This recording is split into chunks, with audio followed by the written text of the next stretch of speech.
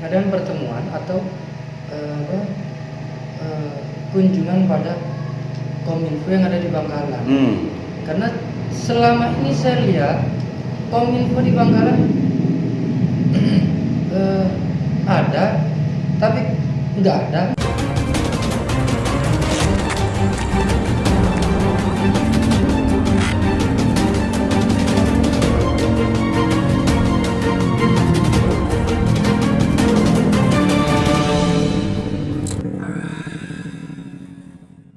Assalamualaikum warahmatullahi wabarakatuh. Kembali berjumpa dengan saya Aliman Haris di acara Sandasan. Kali ini kita sandasan dari Martajasa, Desa Ujung Barat di Kabupaten Bangkalan. Desa yang kebetulan di desa ini ada Makborohnya Syekh Muhammad Khalil, dan kebetulan sekarang ada di salah satu cucu beliau. Assalamualaikum. Waalaikumsalam Bang Aliman. Dinda Barok, assalamualaikum. Siap. Salam. Kanda solehku tercinta. Siap. Ini katanya orang Madura mau semuan ini. Semuan. Mau tambah karena Pak Dewan, meskipun Kiai Pak Dewan, tapi di samping tamunya dari dewannya banyak, tamu orang minta barokah juga banyak di sini. Ini ketemu. Tapi kebetulan sekarang tidak perlu untuk saya perkenalkan karena kalau beliau ini sudah terkenal. Tapi kalau sudah bagiannya yang sebelah kiri saya ini akan saya kenalkan nanti karena orang tidak terkenal ini. Gus, sejak kapan datang Gus? Saya sebetulnya sudah lama menunggu Gus. Saya dapat 3 hari Bang. Oh di sini. Sebenarnya kita juga kangen Bang. Kata orang Madura, Nyambung kita. Ngerongin. kerung podcast bersama, sandasan bersama. Kemana saja Gus? Kayaknya sibuk di Jakarta. Katanya pandemi ini nggak ada kegiatan. Tetap Bang, kita selaku legislator, ada pandemi atau tidak, karena Tetap bekerja kan, gitu ya. adalah wakil. Jadi ya kita harus tetap punya tanggung jawab Bang. Apapun itu risikonya, makanya kita mohon doanya supaya kita diberi keselamatan kesehatan dunia dan akhirat. Dan terlindungi dari corona gitu Gus. Dan Amin. amin. Gus, saya kemarin itu sempat melihat di medsosnya jenengan sendiri yang Komisi 1 melakukan sidak kemana itu, ke urusan persenjataan. Bener. Semarang ya. Semarang ya. Pus penerbat. Apa itu Gus? Pus penerbat itu dia tetap di bawah naungannya Angkatan Darat di bidang udara. Urusan persenjataan. Ya, jadi dia pengamanan negara kita melalui udara. Ya. Tapi itu kan memang di domainnya dan kewenangan di Komisi 1 Gus. Iya, karena memang kita Menhan. Komisi 1 kan tidak hanya Menhan. Tidak hanya Menhan, ada Kemkominfo, Menhan, Kemkominfo, Dewan Pers, terus penyiaran, terus RRI, ya, betul. Mirsa, ternyata di Komisi 1 itu tidak hanya urusan pertahanan, tapi juga ada di urusan kekominfo, perinformasian. Nah ini menarik. Karena informasi itu bagian dari pertahanan negara kita, Bang. Oh iya betul. Kan gitu, Bang. Ini ternyata sudah ada sebuah pendefinisian agresif. Kalau sebelumnya itu pendefinisiannya adalah bahwa pangan itu bagian dari ketahanan. Ini kita beda lagi sekarang. Nah sekarang beda topik lagi. Informasi itu bagian dari pertahanan juga. Iya. Karena kalau kita selalu menerima informasi hoax, negara kita kacau balau. Karena begitu. Ternyata agresif juga begitu kita. Ketahanan pangan, urusan pangan masuk dalam pertahanan, bahkan Presiden juga memerintahkan Pak Menteri Pertahanan untuk mengelola sekian banyak lahan Gus ya, untuk ketahanan pangan Gus ya. Ternyata sekarang juga informasi masuk ke pertahanan juga. Dengan penjelasan sementara adalah kalau informasi ini kacau, banyak menguasai dunia informasi, kacau negara kita, gitu Gus ya. Ya kalau isinya hoax semua Bang. Kacau ya. Kacau balau. Terus kalau bicara Indonesia nanti saya terlalu luas lah. Gus Ibong sebagai perwakilan dari Madura, ya Dapil Madura Gus ya, melihat informasi yang simpang siur seliuran di Madura khususnya media semacamnya, gimana menurut Gus? Jadi Gus Ibong, beberapa waktu lalu sudah saya pertanyakan pada Dewan Pers terkait seperti perusahaan pers yang ada di daerah manapun, khususnya Madura dan Bangkalan ya. Madura yang ada di Bangkalan. Saya sempat mempertanyakan itu bagaimana lisensi atau secara administrasinya, legal formalnya sudah terdaftar atau belum? Legalitas media. Legalitas media, legalitas terverifikasi. Dan yang kedua yang dipertanyakan terkait sertifikasi wartawan. Itu juga saya pertanyakan karena begini, banyak yang saya perhatikan juga. Di sini ada wartawan, mungkin dia membuat persatuan, kumpulan wartawan, dia hanya membuat nemtek tapi tidak punya lisensi. Itu kan paling tidak itu sangat merugikan bagi saya ya. Kenapa dia nggak mengikuti pelatihan aja? Kenapa dia harus membuat nemtek sendiri dan mengaku saya dari media Malibu semua media antok semua media antok. Ya. Ini tapi lisensinya hanya mengeluarkan media antok. Kita tarik lagi media antok ini sudah terdaftar atau belum? Ya. Oh jadi Gus Ibong melihatnya setelah Komisi 1 menangani tentang masalah informasi Kominfo gitu ya, dan informasi dijadikan salah satu bagian dari pertahanan yang harus betul-betul menjadi perhatian, sehingga itu kegelisahan itu nyantol ke Madura dan Bangkalan. Yang Gus Ibong lihat di Bangkalan, khususnya Bangkalan dan Madura ini tentang masalah media dan informasi itu gimana menurut kalian, Gus? Terkait media dulu ya. Tentunya kita sangat senang apabila ada media tambah banyak, cuman dengan satu catatan. Mari secara administrasi kita tertibkan. Bukan berarti saya media harus takut semua, kan rata-rata sekarang saya melihat saya wartawan akhirnya saya dijeren. Kan jadi wartawan waktu dijeren kong sekarang ini. Kepala desanya, kadisnya, lain sebagainya, kedatangan media mereka kebingungan. Jadi saya melihat bahwasanya timbul suatu keresahan, wah ada media kita takut ada media. Jadi ini kan sangat merugikan, akhirnya kita sedikit mohon maaf ya, ini pendapat saya sedikit menghambat ketika kita melakukan pengembangan.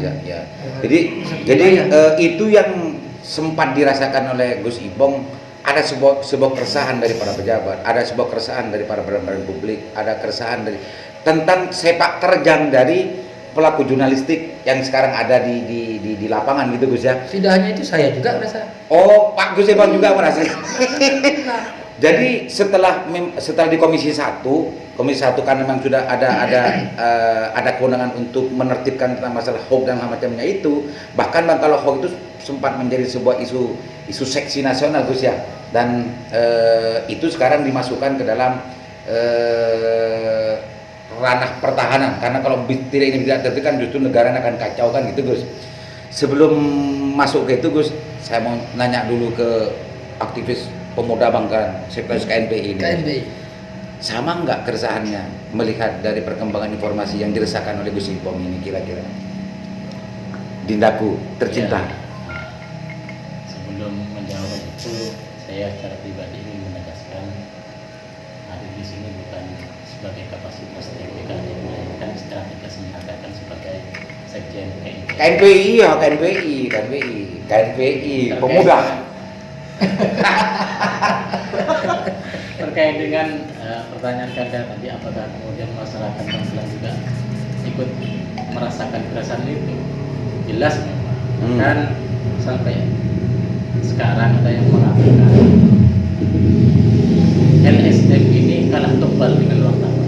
Gimana? LSM kalau dulu kan semua masyarakat menganggap LSM yang kebal, yang kebal bully, yang kemudian kebal hukum dan sebagainya, tanda kutip ini.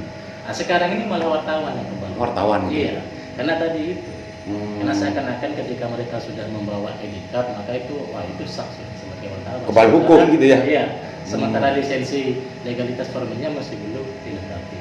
Makanya saya secara pribadi kemudian atas nama Sekjen KNPI juga ingin mendukung atau mensupport apa gerakan dari merasakan yang sama keresahannya juga ya dengan harapan kepada Ibong nih sebagai Komisi 1 dan tanda kutip mensupervisi terhadap Kominfo Bangkalan untuk kemudian membentuk satgas itu agar kemudian hoax itu terminimalisir di gitu ya, itu harapannya ya. Iya. Iya, jangan-jangan memang ini Gus Ibong memang dibisiki Pak Sekda. Enggak ya. Enggak ya. Baru hari ini kita ketemu, Mau hari ini. si bisik nggak ada. Pemirsa, setelah dari ini ternyata ada sebuah keresahan yang dirasakan sama dengan anggota Komisi 1. Selanjutnya saya nanya kepada tokoh, tapi sebelumnya saya kenalkan dulu. Pemirsa, atau kenalkan dulu karena nggak terkenal. Yang mungkin bisa diwakili. Oh gitu ya. Perkenalannya. Pemirsa, beliau adalah teman saya dulu, Saleh Said, aktivis Konak yang sampai hari ini tetap menjadi aktivis, nggak pernah kena bergerak, nggak pernah beranjak di keaktivisannya. Dari Keanyar, ini sering bersama saya dulu, Pak Saleh Said. Bang Saleh sebagai tokoh gitu ya, tokoh aktivis dulu dan juga tokoh masyarakat desa. Apa yang dikeluhkan oleh Pak Gus Ibong Komisi 1 tentang masalah informasi dan kejurnalistikan ini gimana menurut Bang Saleh? Ya khususnya saya bicara kejurnalistikan di Bangkalan. Itu memang konteks bahwa informasi ini adalah pertahanan terbaik. Karena saya lihat memang pers ini kan seperti dua sisi mata uang. Itu bisa kita ajak mitra untuk meningkatkan pembangunan, tapi dilemanya juga bisa menjadi menghambat pembangunan. Makanya saya mendukung apa yang diinginkan oleh beliau, Rak Imron selaku DPR RI yang membidangi komisinya membidangi ini, itu untuk menertibkan mungkin. Itu perlu ditertibkan. Kenapa? Karena hal yang tertib ini justru bisa akan kita ajak untuk beriringan membangun bangsa khususnya gitu loh. Kayaknya tidak menambah kisruh. Karena yang saya tahu di sini ya, itu keberadaan media sekarang itu menambah kisruh keadaan. Oh gitu. Iya. Jangan. Nah, iya, karena kadang-kadang ya di satunya beritanya ini, satu beritanya ini. Apalagi saya dengar itu ada ya botrek gitu ya. bukan Seperti menjadi media botrek, membackup sebuah kepentingan itu. Seperti itu. Merasakan itu. Merasakan seperti itu. Kalau itu sebetulnya media-media yang sudah punya legalitas dan segala macamnya, mestinya tidak semacam itu ya. Ya tidak, karena risikonya itu akan mendapat sanksi. Jadi Bang Saleh yakin bahwa yang meresahkan tentang kerja-kerja kejurnalistikan di Bangkalan khususnya di Madura dan di Indonesia itu berawal dari media dan juga wartawan-wartawan yang selama ini tidak memenuhi syarat gitu ya. Ya seperti itu, karena mereka tidak punya beban tanggung jawab. Oh gitu ya. Karena memang tidak punya sertifikasi, belum mengikuti ya mungkin seperti training kewartawanan kan seperti itu. Jadi dirinya tidak punya tanggung jawab. Atau jangan-jangan tidak punya ilmu dasar kewartawanan. Ya, bisa seperti itu. Gitu ya. Tapi saya tidak bilang gitu. Ternyata Bang Saleh ini cerdas ya. Sampai hari ini masih cerdas lagi ini. Meskipun tidak tahu secara pasti tapi khayalannya itu loh cerdas. Artinya Bang Saleh meyakini keresahan yang terjadi diakibatkan oleh kerja-kerja jurnalistik yang selama ini dirasakan oleh banyak orang itu mungkin diakibatkan dari media atau wartawan yang memang tidak mempunyai legalitas yang jelas gitu. Ya. Oh gitu. Ya. Sip. Berarti sama dengan keresahan yang dirasakan oleh Pak Dewan ya. Mungkin. Pak Dewan. Siap. Ternyata sama. Apa sampean pernah melakukan reses tentang masalah ini? Kok semua sama? Bahkan Sandra Hasan ini baru pertama kali membahas dengan saya terkait itu, dan saya pun baru pertama kali membahas terkait ini dengan mengerjakan.